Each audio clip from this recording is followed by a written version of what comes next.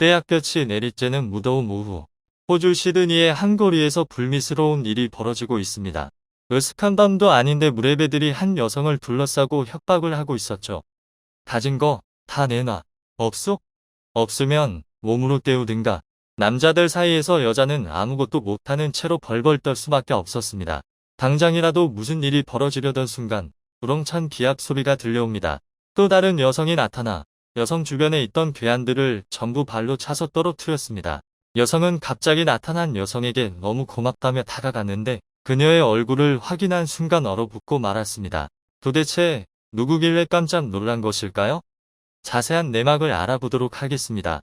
해당 사연은 외국인 클레어 씨가 제보해준 이야기와 SNS 내용을 바탕으로 재구성된 스토리입니다. 안녕하세요. 저는 호주 시드니에 사는 클레어라고 합니다. 한국인 여러분과 소통하게 되어 반갑네요. 저에게도 한국 이름이 있거든요. 그 이유는 제가 한국인이기도 하기 때문이죠. 제 한국 이름은 해나예요. 저는 한국인 어머니와 호주인 아버지 사이에서 태어난 혼혈입니다. 저는 이런 제가 무척이나 자랑스러워요. 지금은 제가 한국인이자 호주인인 것이 저의 자랑이지만 어리던 시절에는 크나큰 콤플렉스였습니다. 혼혈이라는 이유로 학교에서 따돌림을 당했었거든요. 전 세계 곳곳에 인종차별이 팽배한데 유독 심한 곳 중 하나가 바로 호주입니다. 알고 계셨나요? 제가 고등학생일 때 일이죠. 저는 제가 한국 혼혈이라는 게 문제가 될 거라고는 상상조차 못해서 굳이 숨기지는 않았지만 드러내지도 않았거든요. 그런데 제가 혼혈이라는 것을 알게 된 한 동급생이 저를 괴롭히기 시작했던 것입니다. 야, 쟤네 엄마 동양이네.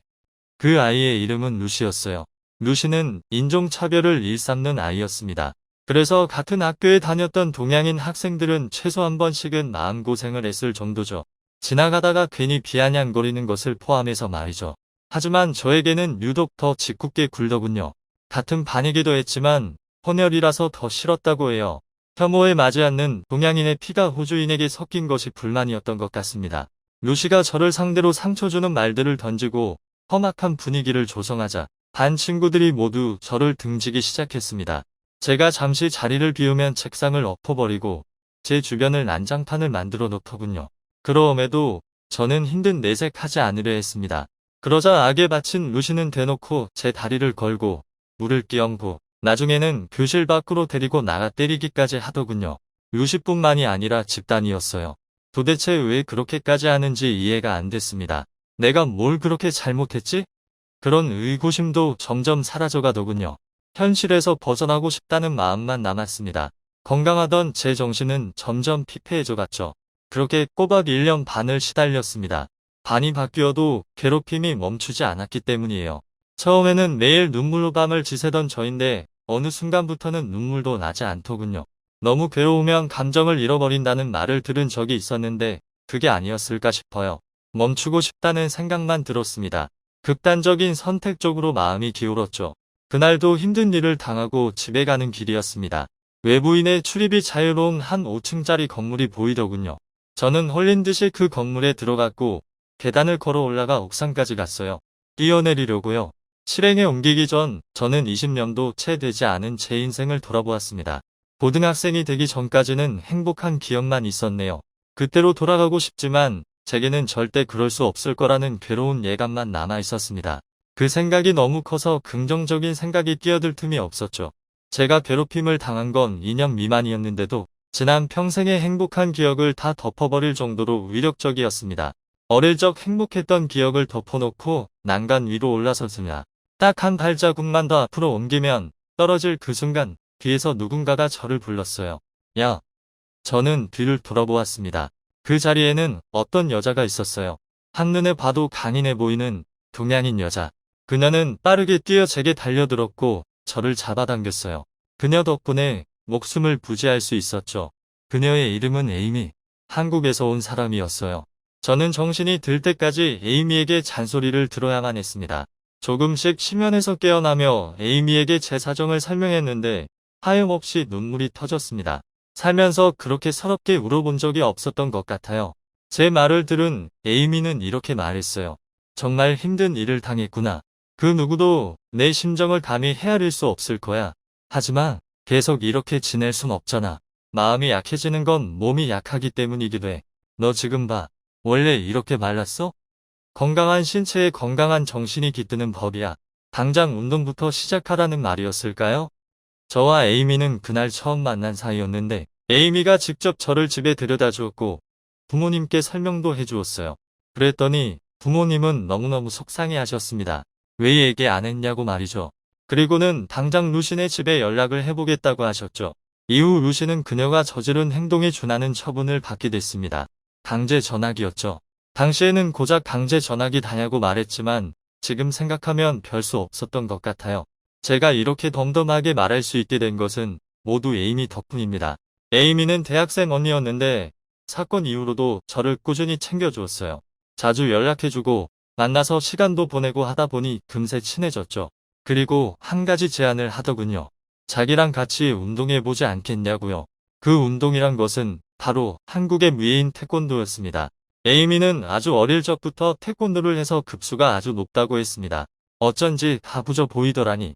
저는 집에서 책 읽는 것을 더 좋아하는 내향적인 사람이어서 좀 떨떠름했지만 결국 그녀의 말에 따랐어요. 태어나서 처음 해본 태권도는 당연히 어려웠지만 하고 나니 사뭇 새로운 기분이 들었습니다. 이후로 저는 에이미와 함께 태권도에 빠져들었고 방과 후에 도서관이 아닌 도장으로 향하는 태권도 제자가 되어 있었어요. 에이미는 저의 스승인 것이죠. 실제로 에이미는 동네에 있는 한 도장에서 사범으로 아르바이트를 하고 있었습니다. 태권도를 시작한 지 몇 달 지나지 않았어 저는 망가진 마음을 어느 정도 회복할 수 있었습니다. 매일 에이미가 일하는 도장에 가서 운동을 하는 것이 제 일상이 됐고 그렇게 몇 년 흐르자 저는 아주 늠름한 여성이 되어 있었어요. 대학생이 되어 학교도 다니고 졸업 후에는 평범하게 직장도 다니면서 태권도는 늘 꾸준히 했죠. 그러다가 에이미와 함께 한국에 가게 됐어요. 아무래도 어머니의 모국이라 처음 가보는 건 아니었지만 오랜만이었고 동행자가 가족이 아닌 건 처음이었죠. 한국에서 열리는 태권도 행사에 참석하기 위해서 간 거였습니다. 그곳에서 저는 정말 많은 사람들을 만나면서 시야를 확장할 수 있었어요. 과거의 아픔을 모두 극복한 것처럼 말하고 있지만 사실 그렇지만은 않았습니다. 평소에 행복하게 지내지만 불현듯 고등학생 때 기억이 떠올라 가슴이 아팠죠.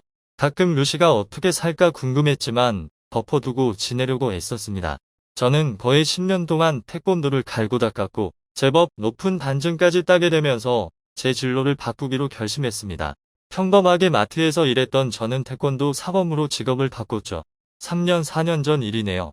앞서 호주에는 아시아인을 향한 인종차별이 만연하다고 했는데 꼭 그런 것만은 아니어서 태권도장도 있거든요. 인종차별은 꼭 하는 사람들만 하고 아닌 사람들은 안 합니다. 그리고 태권도는 매력이 넘치는 스포츠지만 아이들에게 가르치면 그 시너지가 극대화되는 운동이라 교육적으로 인기가 많습니다. 그래서 호주에도 태권도장이 심심찮게 있죠. 저는 아이들을 지도하며 이 아이들이 꼭 빠르게 자라서 누구를 괴롭히거나 또 누군가에게 괴롭힘당하는 일이 없기를 바라는 마음이었습니다. 그런 마음가짐으로 일하다 보니 제 일이 더 좋아졌어요. 그러던 어느 날이었습니다. 장을 보고 집에 가던 중 대낮이었는데 골목 쪽에서 이상한 걸 봤습니다. 비겁하게 남자 여러 명이서 연약한 여자 한 명을 둘러싸고 겁을 주고 있었던 것입니다. 태권도를 배우는 이유에는 여러 가지가 있지만 약자를 보호하기 위한 목적도 있습니다. 불의를 봤을 때는 참아서는 안 된다고 배웠습니다. 그래서 저는 곧장 그들에게 달려가 남자들을 물리쳤죠. 머릿수만 많았지 별볼일 없는 놈들이라 쉽게 제압했습니다. 피해자 여성에게 다가가 괜찮냐고 물으려는데 저는 심장이 내려앉았습니다. 루시였기 때문이에요. 고등학생 시절 내내 저를 힘들게 했던 그 루시였어요. 순간 저는 PTSD가 올라와 숨쉬기가 힘들었지만 곧 그녀의 행색을 보고 가라앉힐 수 있었습니다. 학생 시절의 그 당당한 포스는 조금도 찾아볼 수 없었고 실제 나이보다 훨씬 볼품없는 얼굴을 하고 있었죠. 딱 봐도 고생을 많이 한 게 보였어요. 그녀에게 무슨 일이 있었던 것인지는 알 수 없지만 저는 그녀를 용서했습니다. 그녀를 만나기 전부터도 혼자 용서했지만 초라한 모습을 본 순간 제대로 용서가 됐습니다. 루시 또한 저를 알아보고는 무릎까지 꿇으며 사과하더라고요. 고등학생 때처럼 했어도 용서는 해줬을 텐데 강해진 제가 두려웠던 건지 진심으로 과오를 뉘우친 건지는 모르겠습니다. 결국 저는 그 모든 아픔을 완전히 극복하고 좀 더 긍정적인 사람이 될 수 있었어요. 저의 스승님인 에이미가 없었더라면 이렇게 훌륭한 어른이 될 수 없었겠죠. 에이미에게 진심으로 감사하고 존경합니다. 오늘은 에이미에게 저녁 식사를 대접하고 싶은 날이네요. 집으로 와줄 수 있냐고 연락해 봐야겠어요. 지금까지 클레어 씨가 에이미 씨를 만나면서 인생이 뒤바뀐 사연을 소개해 드렸는데요. 어떻게 보셨나요? 클립 뉴스에서는 여러분의 사연을 기다리고 있으니 소개해주고 싶은 사연이 있으시면 언제든 제보 바랍니다.